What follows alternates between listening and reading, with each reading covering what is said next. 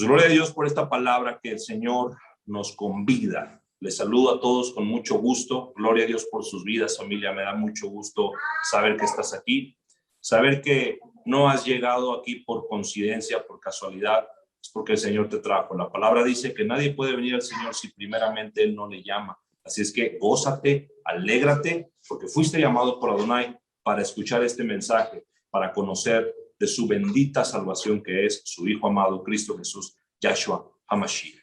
Y quiero comenzar, familia, con el libro de Nehemías, capítulo 2, versículo 20. Vamos a estar leyendo el libro de Nehemías, y aunque no este capítulo, sino en el capítulo 5 es donde voy a basar mi estudio, quiero mencionar este capítulo 2, versículo 20, que dice: y el Dios de los cielos nos prosperará, y nosotros sus siervos nos levantaremos y edificaremos. Y nosotros sus siervos nos levantaremos y edificaremos. Fíjate que dicen nosotros sus siervos. No dice cualquier persona, no dice y todo el que vive en el mundo y todo el que respira se levantará y edificará. Aquí dice nosotros sus siervos nos levantaremos y edificaremos. Fíjate qué diferencia. Hay veces que la gente no lee esa parte y nada más toma nos levantaremos y nos edificaremos. Sí, espérate, pero no leíste que dice nosotros sus siervos. Entonces hay una cláusula, por así decirlo. Familia, cuando los hijos de Dios se ponen a trabajar de acuerdo a la voluntad de Dios, ¿qué crees? El diablo y sus demonios se ponen a trabajar para detenerte, claro, para frustrarte, para frenarte. Quiere abrir una iglesia. Quiere abrir un negocio para ayudar a su familia, para darle de comer a los pobres. Quiere inaugurar una fundación. Está ahorrando para darle al hermano, para darle acá, dar allá.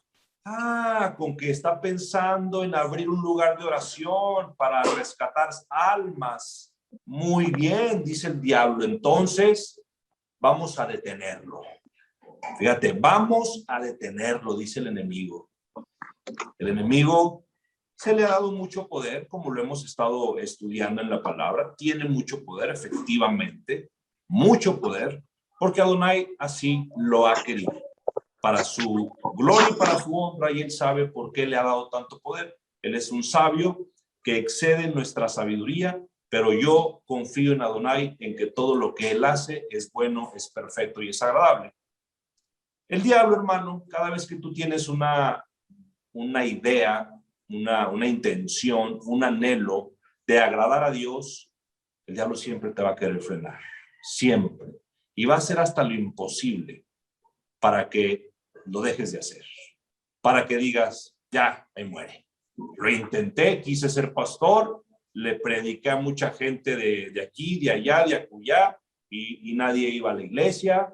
Llovía cada vez que yo viajaba, se me descomponía el carro, iniciaba las reuniones y solamente se conectaba uno. No, ya muere. O sea, yo me estoy aquí 3 horas escribiendo para que se conecte uno, o para que venga uno a la iglesia, o para que al final no pueda ni conectarme. No, ahí muere, Señor, ahí muere. Mira, lo intenté.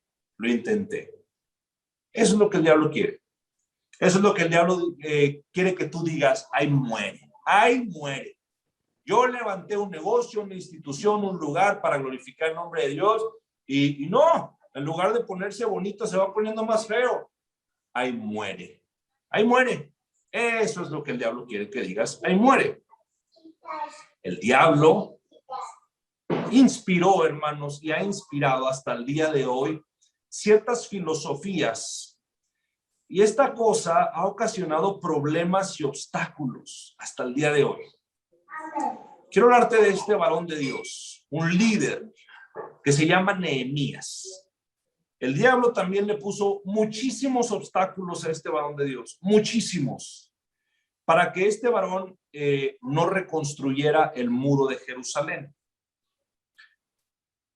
¿Cuáles fueron algunas de las artimañas que el diablo utilizó en contra de Nehemías? Mira, como número uno, familia, el diablo utilizó la burla, la mofa. Cómo le encanta esta cosa que nos hagan bullying, que se burle la gente de nosotros porque estamos haciendo algo para Dios. Él va a poner gente que se burle de ti, que diga, este pobre tonto cree que teniendo su grupito de oración va a mejorar la ciudad. Este pobre tonto creyendo que poniendo a ayunar a varios van a mejorar su vida espiritual. ¿Qué estás haciendo? Ya cierra tu negocio, ya vete, ya, hombre, tú pastor, si apenas tienes 30 y tantos años, tú siervo de Dios, ¿tú qué vas a saber? Se burla. Y el diablo utilizó la burla hacia el trabajo que Nehemías hacía. Pero eso, hermanos, no detuvo a Nehemías y no dio ningún resultado. Entonces el diablo utilizó como número 2 la amenaza, el peligro. Lo amenazó, como lo sigue haciendo el día de hoy. Tú abres una iglesia y yo te mato. Tú tienes un grupito de oración y te voy a dejar pobre. Tú te vas a darle a los pobres y hablar de Cristo y te van a asaltar. No vayas a ese barrio, porque yo me voy a encargar de que te asalten, de que te roben. Ni se te ocurra ir. Amenaza. Eso es algo básico del enemigo. Yo lo he visto en mi vida como siervo de Dios, las amenazas. A mí me ha hecho tantas amenazas cuando andaba con mi pastor, nos amenazaba tanto. Y de verdad, sí había amenazas que, ay, nanita, sí la pensabas, pero en el nombre de Cristo Jesús, papá, ahí vamos. Reconociendo, claro, que quien nos enviaba era el Señor. Para esto estábamos en oración todo el tiempo. Entonces, el diablo utiliza la burla, la amenaza, y el siguiente paso diabólico, ¿cuál crees que fue en la vida de Nehemías? Este paso es muy usado por el enemigo y tiene éxito, tiene éxito en este paso. Este paso se llama la división. Algo peligrosísimo, la división. Una vez mi pastor me dijo, yo le preguntaba, pastor, ¿cómo por qué se expulsa a alguien de la iglesia? ¿Cómo por qué a alguien le cierras ya las puertas y le dices, ya no puedes pertenecer a este lugar? Y una de las cosas, nada más me dijo 2 cosas por las cuales se expulsa a alguien. Y me dijo, la primera es la división, hijo. Cuando alguien divide la iglesia, esa persona ya está muy mal y se le cierran las puertas. ¿Por qué? Porque eso es lo que el diablo hizo, dividir el reino de Dios. No quiere decir que esta persona ya haya perdido la salvación, no, sino que quizá ya es momento de que busque otro lugar donde pues ahí ya cambie su manera, no sé, pero esa es una de las maneras que el diablo utiliza, la división. Dividir a la gente en su manera de pensar y de sentir. Y justo en la mitad del proceso de reconstrucción, hermanos, en Nehemías, hubo división por asuntos financieros. Hubo división por asuntos financieros. Es el tema que te quiero hablar, los asuntos financieros. Como te puse en el título, bueno, le he titulado a esta conferencia, Amo a Dios, pero estoy endeudado. Nehemías capítulo 5, versículo del 1 al 4. Vamos a leer, familia. Dice la palabra, Nehemías capítulo 5, versículo del 1 al 4. Entonces hubo gran clamor del pueblo y de sus mujeres contra sus hermanos judíos. Familia, el diablo prefiere 1000 veces empezar argumentos y discusiones dentro de la iglesia que hacer de las suyas en la calle. Y la palabra clamor, porque aquí vemos la palabra clamor, entonces hubo un gran clamor. Aquí la palabra clamor significa griterío, o sea, voces airadas, discordia. Aquí es diferente cuando leemos clamor en otra palabra, te he explicado qué es el clamor delante de Dios. Bueno, aquí la palabra clamor significa griterío. Entonces, hubo un gran griterío, hubo una gran discordia, hubo violencia en el pueblo y de sus mujeres contra sus hermanos judíos. Versículo 2.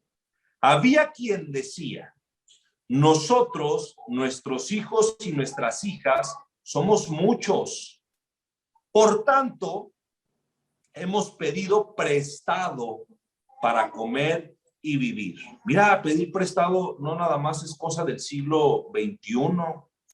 Mira, versículo 2 dice, nuestros hijos y nuestras hijas somos muchos, por tanto hemos pedido prestado grano para comer y vivir. Fíjate cómo el Señor va manejando las cosas, Él es bueno. Versículo 3, y había quienes decían, hemos empeñado nuestras tierras, nuestras viñas, o sea, su negocio, lo que le daba producción, nuestras casas donde vivían, su seguridad, donde dormían, para comprar grano a causa del hambre, O sea, hermanos, que también empeñar no es algo del siglo XXI, eso es algo ya, fíjate, aquí está. O sea que había hambruna, familia, en la tierra.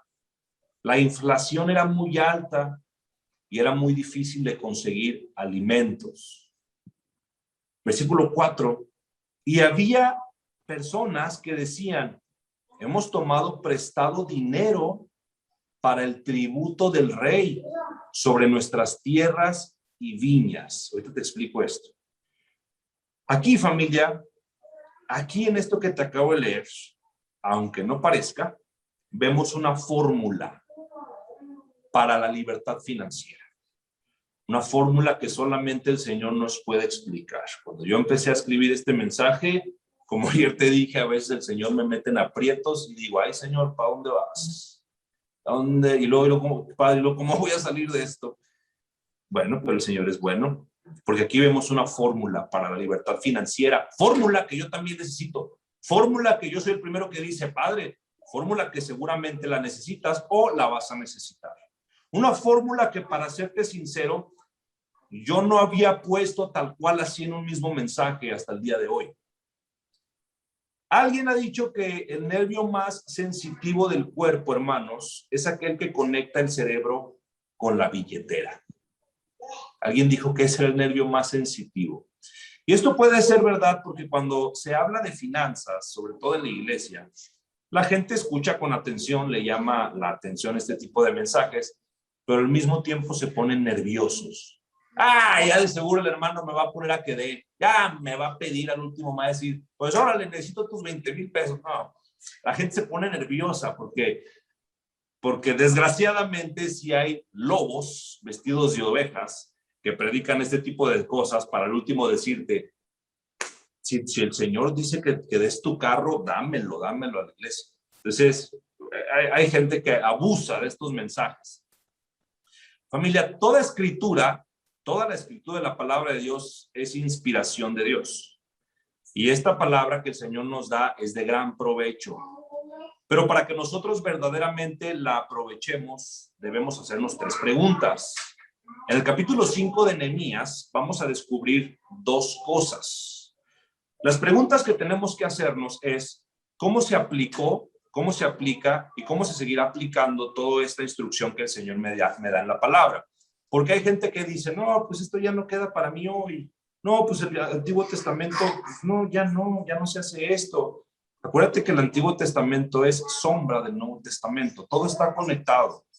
Y Cristo no vino a cancelar el Antiguo Testamento. Acuérdate, ¿Cristo qué vino a hacer? A cumplirlo. ¿Qué predicaba Cristo? El Antiguo Testamento, porque el Nuevo Testamento estaba sucediendo, se estaba escribiendo. Entonces, Cristo conecta el Antiguo con el Nuevo Testamento y Cristo mismo nos enseña que las cosas de ayer siguen siendo hoy y van a ser para siempre, porque la palabra de Dios no pasa de moda. La palabra de Dios es. En el capítulo 5 de Nehemías descubrimos 2 cosas. Primero, hermanos, el problema de la esclavitud financiera. El problema de la esclavitud financiera. Y segundo, los principios de la libertad financiera. Vemos entonces, hermanos, la esclavitud financiera de la gente en tiempos de Nehemías. Te lo acabo de leer. Dice que empeñaban, pedían prestado, vendían y tomaban incluso dinero de algo que no les pertenecía, como era el tributo al rey. Hay quienes dicen que la Biblia, hermanos, está pasado de moda, pero solo al leer los primeros versos de Nehemías, capítulo 5, es como si estuviéramos leyendo las noticias financieras del día de hoy. Aquí hay tres cosas en el lenguaje moderno, como luchas, problemas y divisiones en el mundo financiero. Lo otro que también vemos, hermanos, en esto de Nehemías es que había escasez de productos y era difícil conseguirlos incluso de manera ilícita. O sea, también en el mercado negro, en esos tiempos, era difícil de conseguir los productos. Otra cosa que vemos es que la gente, hermanos, estaba hipotecando sus propiedades por segunda o tercera vez para tener dinero para comprar alimentos. ¿No te parece coincidencia todo esto, hermanos, con el día de hoy? O la gente ya no empeña hoy, o la gente ya no pide, o la gente ya no reempeña o hipoteca. Fíjate cómo todo sigue sucediendo. No es casualidad, no es coincidencia, hermanos. Hubo una hambruna hace mucho tiempo y la va a volver a ver. La va a volver a ver. Muchos teólogos dicen que este año, a finales es cuando va a comenzar, y otros dicen que a principios del otro, pero de qué va a haber, la va a ver. Eso sí, a mí sí me queda claro. ¿Cuándo? No lo sé, pero sí la va a ver. Eso sí está claro. Estamos hablando de depresión, familia, de esclavitud financiera. Cuando tienes que hipotecar tu casa para poder alimentar a tu familia. Pero no solo eso, sino que estaban ahogados en deudas. Vean Nehemías capítulo 5, versículo 4, dice: hemos tomado prestado dinero para el tributo del rey sobre nuestras tierras y viñas. O sea que esta gente, hermanos, tuvo que endeudarse para pagar los impuestos. Pedían dinero prestado para pagar impuestos. Qué raro, ¿no? No es coincidencia. Así que aprendemos aquí, hermanos, que los impuestos gravosos no son solo cosa del mundo actual. Estos existen desde hace mucho tiempo, desgraciadamente, vamos a decir. Impuestos altos y deudas grandes. Hermanos, el tener deudas es algo terrible, terrible. ¿Has tenido? Yo he tenido y es algo horrible. Estar bajo esclavitud financiera, hermanos, es algo devastador. Gastar mucho más de lo que se gana es algo desafortunadamente muy común en nosotros, en la sociedad. Las deudas financieras, hermanos, siempre significan esclavitud financiera. Por eso, familia, o más bien esto de esclavitud financiera no es el plan de Dios para sus hijos. Vemos lo que dice Deuteronomio capítulo 28, versículo 1. No te vayas, no lo busques si quieres, pero aquí en Deuteronomio capítulo 28, versículo 1, vemos que Adonai quiere que nosotros seamos no los que deben, sino los que prestan. En el 28, desde el 1 hasta el 14. Aquí vemos claramente que Adonai no quiere que seamos las personas que están endeudadas, sino los que prestamos, los que damos. Adonai no quiere, hermanos, que nosotros seamos cola, sino que seamos cabeza.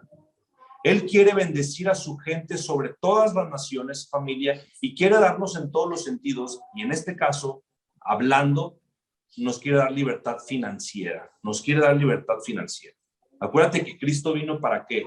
Para que fuésemos libres, para que seamos hasta el día de hoy libres. Y la libertad abarca todo lo que me puede atar. Adonai, Cristo vino a desatarlo. Él no quiere que seas, que no estés atado a nada. Y en este caso, hablando de la libertad financiera. Pero ¿qué pasa, hermanos? Pues muchos no tienen esa libertad financiera, sino al contrario, están en esclavitud financiera. Y ese es el plan de Satanás, porque no han aprendido ciertos principios espirituales de libertad financiera, familia.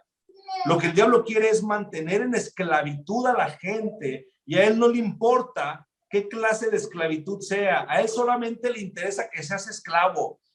No importa si eres esclavo al vaso, él dice, es esclavo y eso es lo que quiero. Eres esclavo a la tele, es esclavo y eso es lo que quiero. Es esclavo al dinero, es esclavo y eso es lo que quiero. A él no le importa en qué eres esclavo. Con que seas esclavo, él se da por bien servido. Hay marcas, hermanos, de esclavitud financiera. Hay marcas que pude aprender en este mensaje y te las voy a compartir para que veas si tú te identificas con alguna de estas marcas y puedas decir, ay, híjole, estoy en esclavitud. Lo primero es que por falta de fondos adquieres crédito de los gastos diarios. O sea, todos tenemos necesidades diarias y que por esas necesidades diarias adquieras crédito, ¿no? Como a lo mejor pagar la despensa, pagar el mandado con la tarjeta de crédito por falta de fondos, por eso lo estás pagando a crédito. Eso es lo primero. Lo segundo, cuando postergas el pago de algo que debes de pagar ahora. Lo tercero, cuando pides dinero prestado para pagar impuestos, la renta, la hipoteca o la nómina. Cuarto, cuando no tienes ni la menor idea de cuánto debes. Quinto, cuando tus acreedores te llaman repetidamente para que les pagues. Sexto, cuando sacas de tus ahorros para pagar cuentas actuales. Séptimo, cuando solicitas un préstamo grande para pagar préstamos pequeños. Octavo, cuando tú y tu cónyuge discuten acaloradamente sobre finanzas. Noveno, cuando comienzas a pensar en formas deshonestas para pagar deudas. Me voy a vender un riñón, ¿no? O voy a hacer quién sabe qué cosa. A ver, vienen cosas a la mente bien locas. Y décimo, cuando te es difícil abrir tu mano para honrar a Dios. Si te identificaste con una de estas 10 cosas, tengo que decirte, yo me identifiqué con varias. Yo tengo que decirte que estás en esclavitud o estamos en esclavitud financiera. Pero mira, fíjate bien, no estoy diciendo que una persona que hace estas cosas está fuera del contacto de Dios. No es lo que estoy diciendo. No estoy diciendo que si tú te identificaste con una de estas cosas, ¿qué crees? Ya estás perdido, ya mejor pégate un tiro. No, no estoy diciendo eso.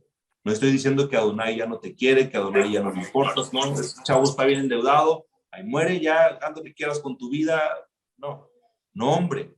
La verdad, familia, es que hay muchas personas que aman honestamente a Dios. Sin embargo, caen en esta trampa. Al diablo le fascina. Le encanta, porque a él sí le encanta. A nosotros los cristianos no conocemos, sí conocemos el encantamiento, pero no decimos me encanta. Al diablo le gusta mucho, le fascina cuando tú eres esclavo. Cuando eres esclavo de esta manera, cuando actúas así conforme lo que te acabo de decir, y cuando sigues operando así para esclavizarte más. Él le gusta muchísimo cuando tú haces cosas para esclavizarte más. Le encanta. La gente en tiempos de Nehemías, familia, estuvo bajo esclavitud financiera, lo acabamos de ver. Esta gente estaba frustrada, tanto que se volvieron unos contra otros. Fíjate, estaban haciendo un trabajo para Dios, de acuerdo a la voluntad de Dios y al plan de Dios, el reconstruir los muros. Era una voluntad de Dios, era un plan de Dios. Sin embargo, había unos en esclavitud financiera. O sea, había gente que estaba ahí apoyando la obra de Dios, la voluntad de Dios, pero había unos que estaban en esclavitud financiera, aun cuando estaban apoyando el ministerio, apoyando la obra. Y esta gente, hermanos, se sintieron frustrados, se sintieron irritados, y entonces se volvieron unos contra otros. Pero esto no era parte del plan de Dios. Pero esto fue la manera en que el diablo trabajó, dividiendo a la gente de Dios para que no hicieran lo que Dios les había mandado hacer. O sea, el enemigo siempre mete su cola.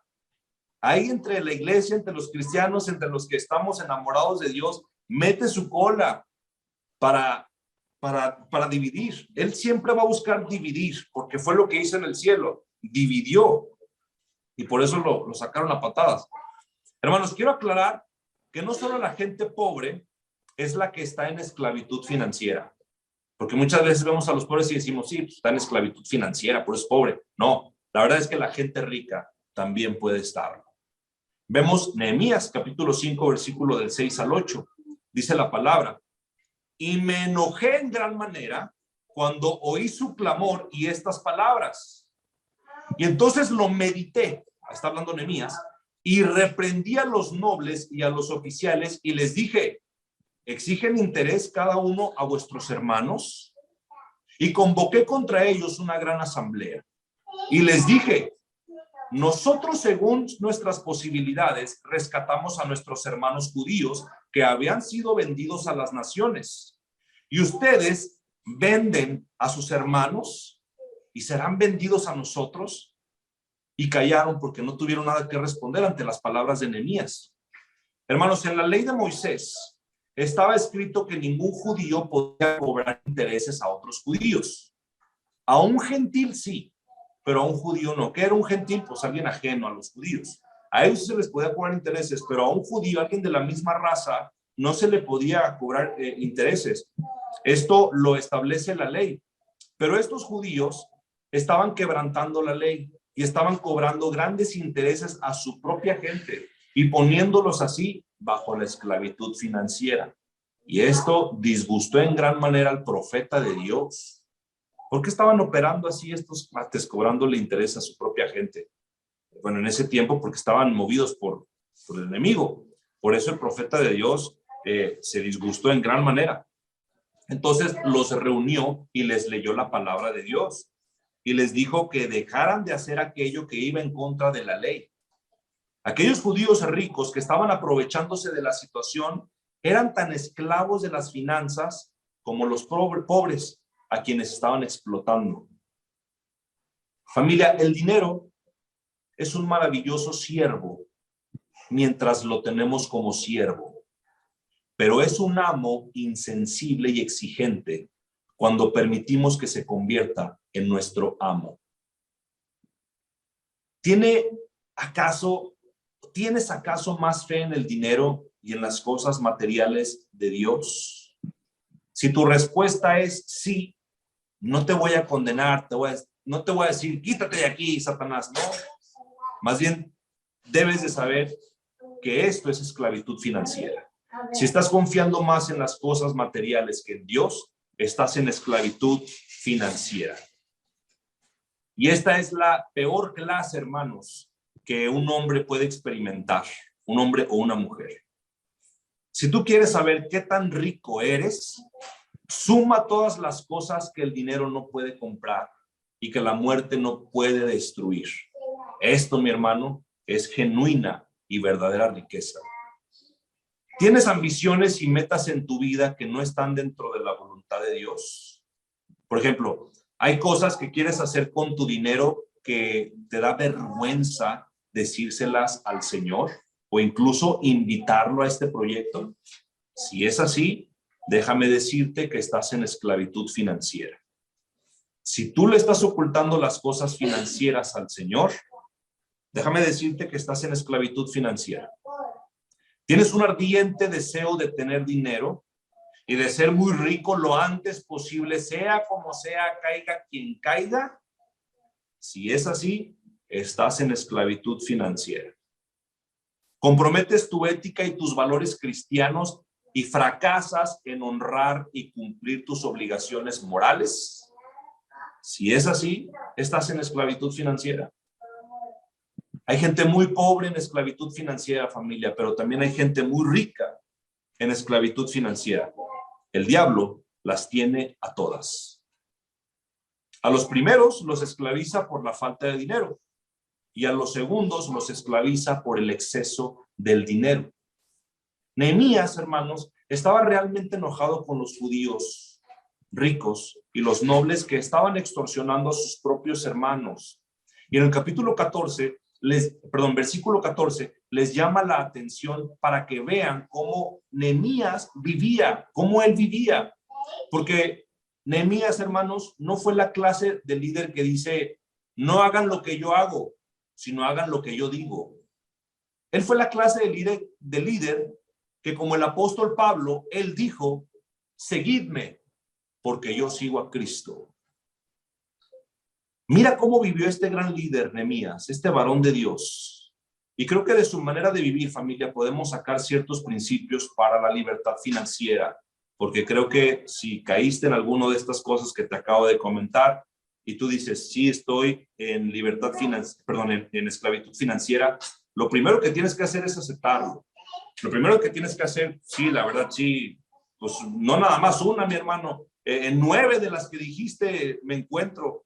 Entonces, lo primero que tenemos que hacer es honestos con nosotros mismos, con Adonai. ¿Sabes qué, padre? La verdad, sí, estoy en esclavitud financiera. Adonai no trabaja en aquellos que dicen, este mensaje no es para mí, pero te voy a escuchar. No, Adonai no opera. Adonai primero quiere que tu yo lo eches para abajo, lo eches para atrás. Entonces Adonai trabaja. Entonces, primero debemos de saber si estoy en esclavitud financiera. Y si ya reconociste que estás en esclavitud financiera, entonces, de este gran varón Nehemías, vamos a aprender algunos principios. ¿Para qué? Para ser libres en las finanzas. Yo le doy gracias a Dios por este mensaje. Y cada hijo de Dios, hermanos, debe estar financieramente libre. Porque Pablo dice en Filipenses 4:19, mi Dios pues suplirá todo lo que os falte conforme a sus riquezas en gloria en Cristo Jesús. Veamos primero, hermanos, el principio de prioridad. Este es lo primero que yo aprendí. Le doy gracias a mi padre por haberme dado este principio. El principio de prioridad, Nehemías 5:14. Dice la palabra. También desde el día que me mandó el rey que fuese gobernador de ellos en la tierra de Judá, desde el año 20 del rey Artajerjes hasta el año 32, 12 años, ni yo ni mis hermanos comimos el pan del gobernador, fíjate.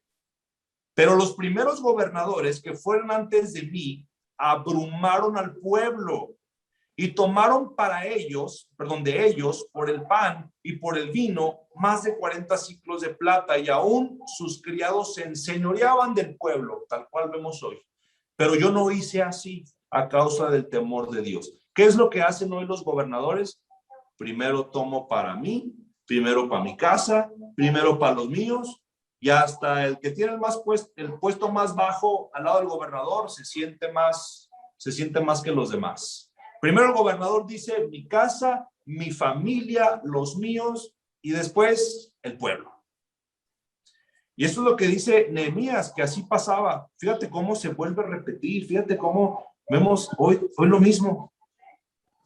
Aquí Nehemías dice que habiendo sido gobernador, fíjate, Adonai nos bendiga con un gobernador como Nehemías, Dios quiera, yo sé que sí.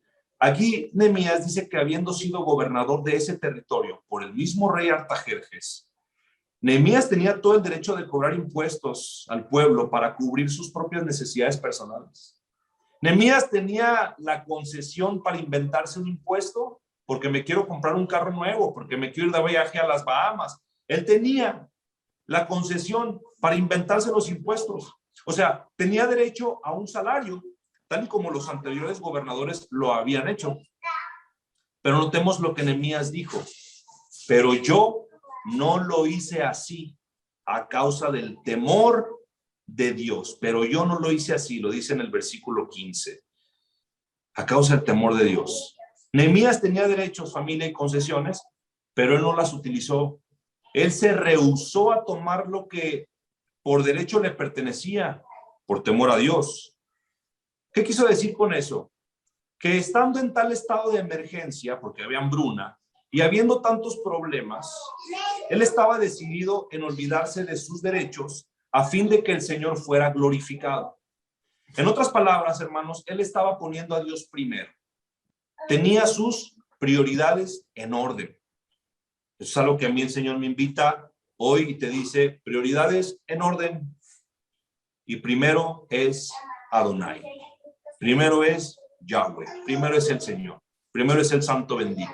Él nunca va en segundo lugar, él nunca va en tercero, él nunca va en cuarto, quinto. Él va primero. Él es el primero en todo. Si te fijas en la Biblia nos lo demuestra. Él es el primero en todo. en todo. Él fue el primero que dio. ¿Qué dio? A su hijo. A su hijo. Él fue el primero que nos dio. ¿Qué nos dio? Génesis, el mundo. ¿Qué nos dio? La vida. Él es el primero en todo. Siempre, siempre. Entonces, si deseas libertad financiera, mira lo que dice el mismo Yahshua HaMashiach, Cristo Jesús, en Mateo 6:33. Mas buscad primeramente, o sea, número uno, a Dios.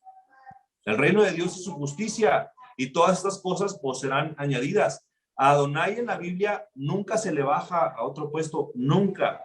Y Cristo nunca lo bajó a segundo puesto, nunca.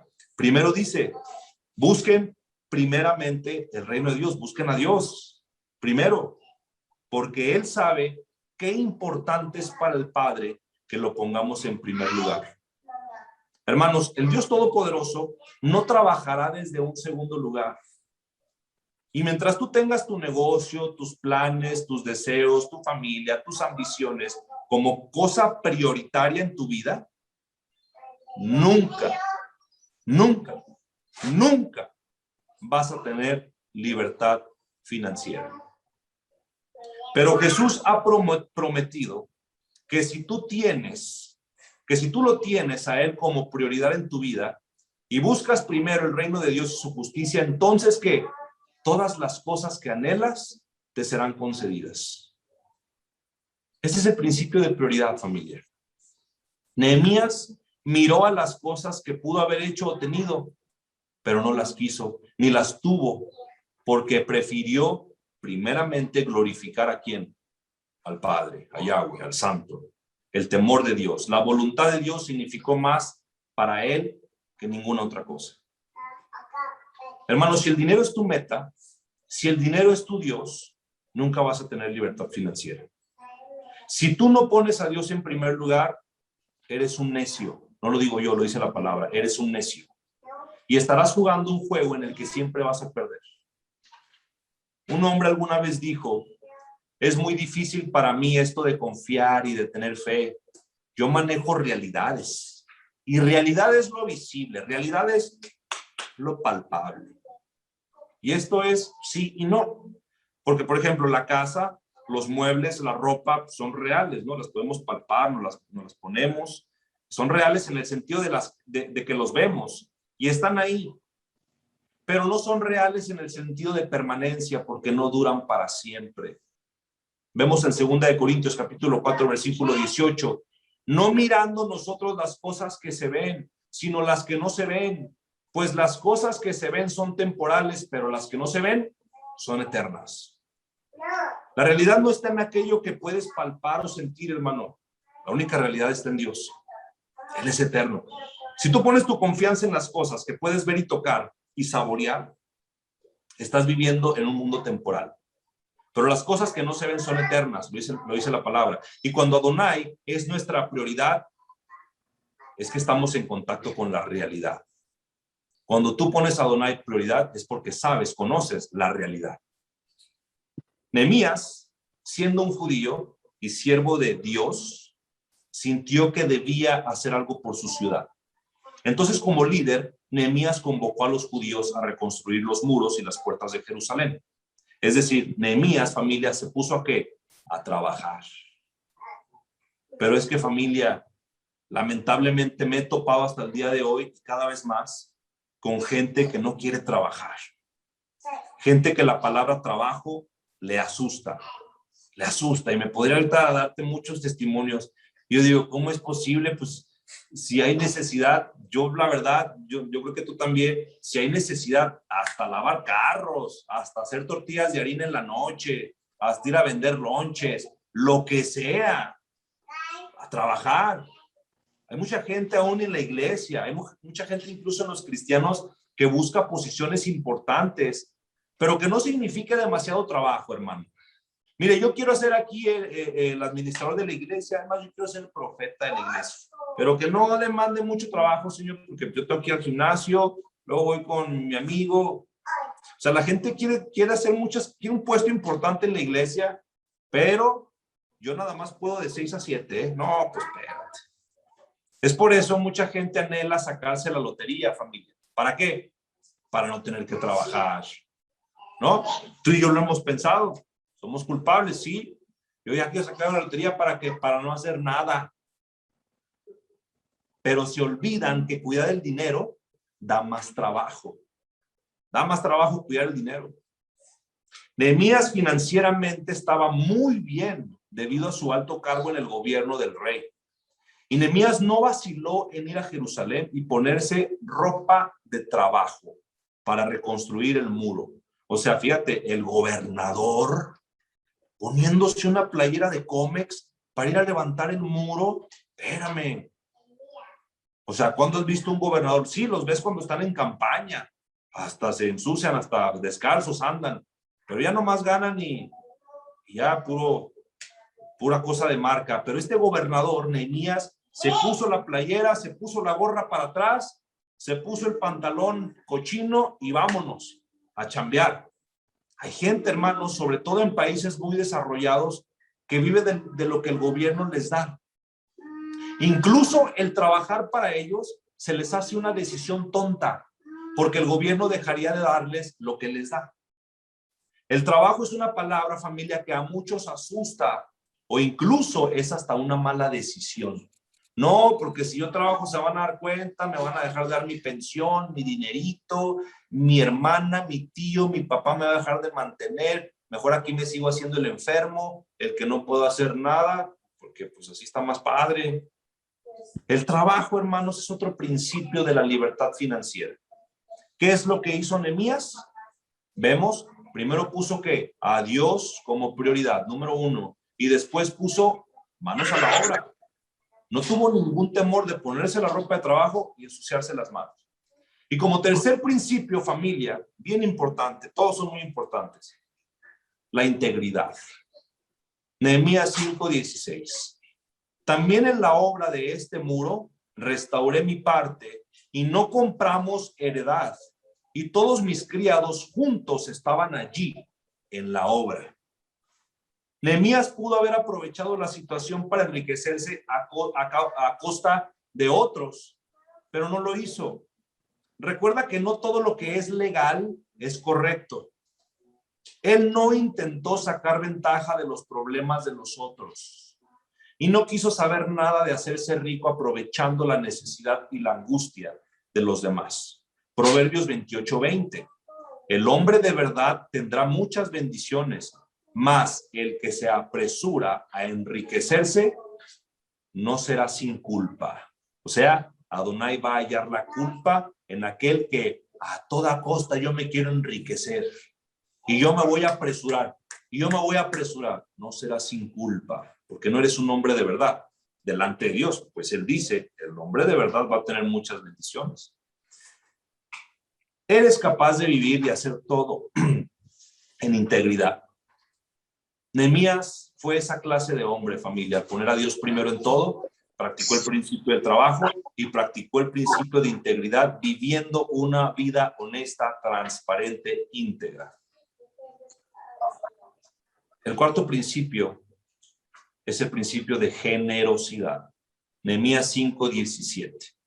Además, 150 judíos y oficiales y los que venían de las naciones que había alrededor de nosotros estaban a mi mesa, dice Nehemías. Fíjate, 150 personas en la mesa.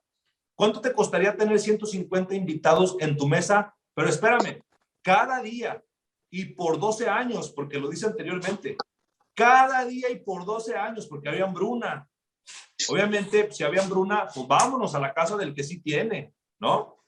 A veces cuando, híjole, ¿qué vamos a comer? No, pues que hay carne asada con el tío. Ah, pues vámonos con el tío porque pues, vamos a aprovechar, ¿no? Como dice un dicho mexicano, a la gorra ni quien le corra. Pues había 150 personas en la mesa de este varón. Pero espérame, ¿quién pagaba todos los gastos de estos? ¿El gobierno? ¿El PRI? ¿El PAN? No, Nehemías cubría todos los gastos, todos. Pero no solo había 150 invitados, hermanos, porque fíjate que también dice que había, además, 150 judíos y oficiales de los que venían de las naciones, había alrededor de nosotros a mi mesa, porque nunca faltan los colados, Nunca falta a ver, espérame, yo también tengo hambre, invítame. No, sí, vente. Entonces les daba de comer Nehemías a toda esta gente. ¿Pero qué les daba Nehemías? ¿Un hot dog? ¿Una hamburguesita ahí? No, mira lo que les daba en el versículo 18. Lo que se preparaba para cada día era un buey, para cada día. Era un buey, ya ves cómo es cada día, no es nada más un día. Y 6 ovejas escogidas. También eran preparadas para mí aves, y cada 10 días vino en toda abundancia. Y con todo esto, nunca requerí el pan del gobernador, nunca tomé del gobierno, porque la servidumbre de este pueblo era grande. O sea, todos se ponían a servir y había mucha necesidad, y Nehemías no abusaba. Él no decía, bueno, ahí pásame una nota en blanco, ¿no? Y luego se la pasa a Pajerjes. No, él decía, no tengo necesidad ni de ticket ni de factura. ¿Cuánto es? Ahí te va. Mátenme los bueyes, mátenme las ovejas, tráiganme esto, tráiganme el otro. No como muchos hoy que andan ahí arreglando las notas, borrándole la factura. Oh, qué vergüenza. Eso no es integridad. No les dio de comer cualquier cosa, familia, sino que les daba la mejor comida, pagando todo de su bolsa, sin recurrir a la ayuda financiera del gobierno, sin que le dijera a Artajerjes, oye, es que fíjate que vinieron. No, yo pago. Nehemías debió haber sido muy rico, sí, claro, pero lo más importante es que él aprendió lo que cientos de años después dijera el apóstol Pablo: más bienaventurado es dar que recibir. Pero tú me puedes hacer una pregunta, a ver, hermano, ¿de dónde sacaba tanta lana Nehemías? Si no cobraba, si no agarraba, si no se arañaba, ¿de dónde tanta lana Nehemías? ¿Qué crees? Adonai le dio todas estas riquezas. ¿Y por qué le dio estas riquezas? Me podrás preguntar, bueno, ¿qué era el favorito del Señor? ¿No? ¿Sabes por qué Adonai le dio estas riquezas? Porque en las prioridades de Nehemías, Adonai ocupaba el primer lugar. Nehemías dio ejemplo de trabajo. Además, fue un verdadero hombre de Dios íntegro. 3 cosas: Dios, trabajo, integridad.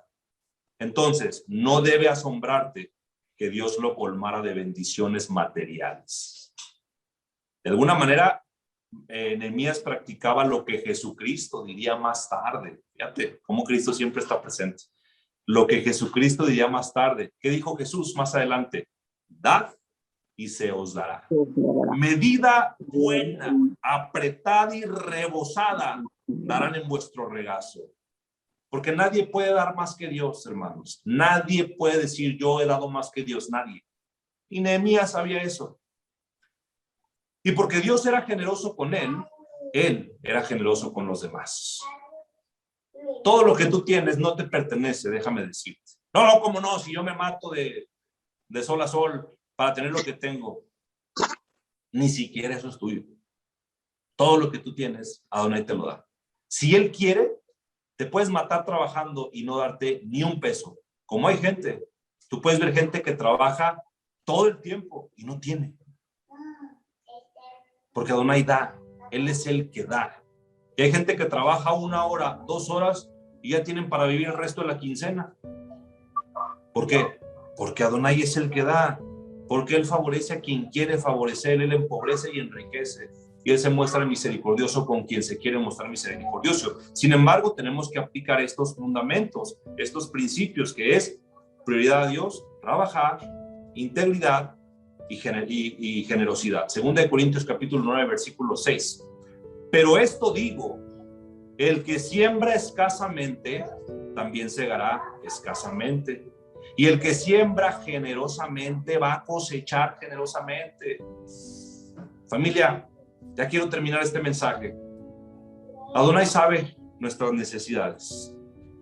Adonai sabe la provisión adecuada que te ha de dar. Él sabe cuánto poner a nuestra disposición, porque Él sabe todas las cosas. Y sabe qué y cuánto necesitamos. Y Adonai se complace en lo que Él quiere que hagamos. Él sabe cuál es tu necesidad y cuánto de esa necesidad la va a solucionar. Tú tienes una necesidad, Adonai sabe cuánto, hasta cuánto te la va a solucionar. No hasta cuándo, hasta cuándo te la va a solucionar. Te voy a ayudar hasta aquí, yo me encargo y el resto hazlo tú. Digo, Adonai siempre va a estar presente tras bambalinas, como quien dice, pero Adonai dice, a ver, te voy a dar energía, te voy a dar la sabiduría, te voy a dar las herramientas, te voy a dar los medios, te voy a dar la gracia, y hazlo tú. Yo te voy a ayudar, pero hazlo tú.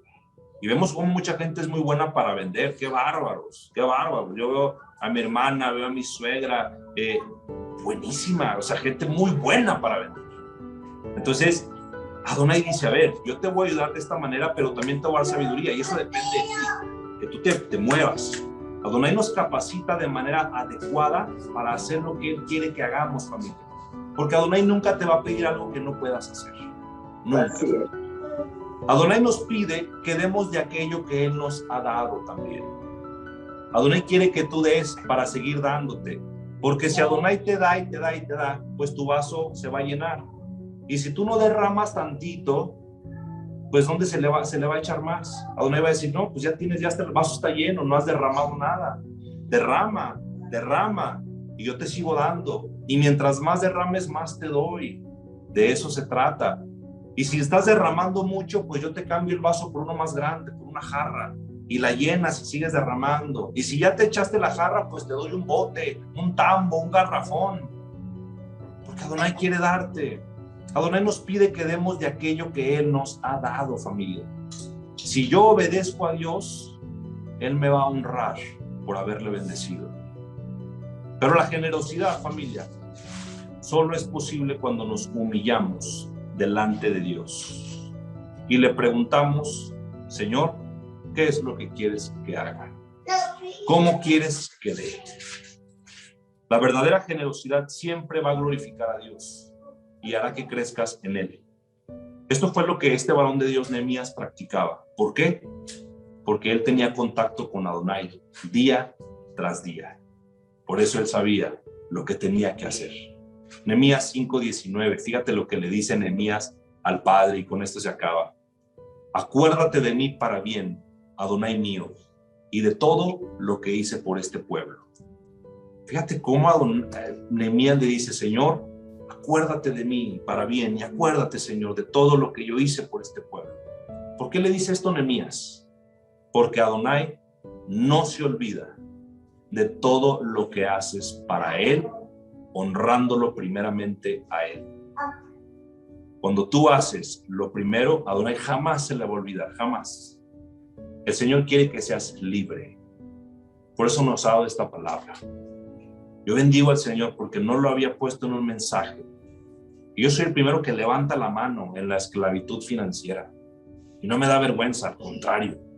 Le doy gracias a mi Señor. ¿De dónde nos quiere sacar? ¿Cómo nos quiere hacer libres? Y esto es lo que el Señor hoy te comparte. Tenemos a Nehemías. Léelo el libro, ahí está. Y con esto que aprendiste, repásalo. Le damos gracias al Señor. Él quiere que seas libre, porque Cristo vino para hacerte libre en todo, en todo. Y esta es la palabra que el Señor puso en mi corazón para que te la compartiera y seamos libres financieramente hablando. Amén. Te damos gracias, Padre, por esta bendita palabra. Yo te doy gracias porque verdaderamente eres bueno. Señor, ayúdame a ponerte como prioridad, como número uno, a honrarte con mis bienes, diezmos, ofrendas, a honrarte primeramente, porque tú no te olvidas, Señor, tú no te olvidas, Padre. Yo te quiero poner como mi prioridad, Señor. Yo quiero en el nombre de Cristo Jesús también trabajar, que me des la sabiduría, la salud, Padre, la fuerza, la inteligencia para trabajar en el nombre de Cristo Jesús, Señor. Yo quiero tener la integridad también, que a donde quiera que vaya, Señor, aunque me ofrezcan mucho o aunque me den un puesto más alto, siempre ser íntegro. Aunque yo tenga a lo mejor la oportunidad o la concesión de abusar o de aprovechar, ayúdame, Señor, a mantenerme íntegro en el nombre de Cristo Jesús. Y ayúdame, Señor, a ser un hombre generoso. De lo que me das, repartir. De lo que me das, salpicar. De lo que me das, abrir mi mano. Porque todo lo que tú me das es para que yo dé. Porque tú diste a tu Hijo unigénito para cada uno de nosotros, para que lo que Cristo hizo nos salpicara a todos nosotros y aún más allá. Gracias porque eres bueno. Gracias por tu bendita palabra, Adonai. Mi alma te alaba, mi alma te bendice, y yo, Señor, te amo con toda mi mente, con toda mi alma, con todas mis fuerzas y con todo mi corazón, que es el primer mandamiento. Yo te amo, Padre. Te amo y te doy gracias en el nombre de Yahshua HaMashiach, Cristo Jesús. Amén.